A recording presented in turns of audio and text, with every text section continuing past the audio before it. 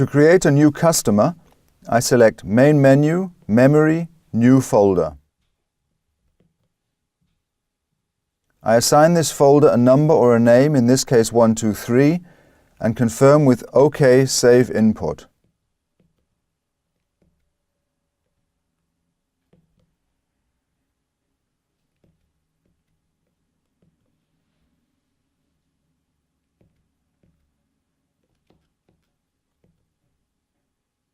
Now I create a new location.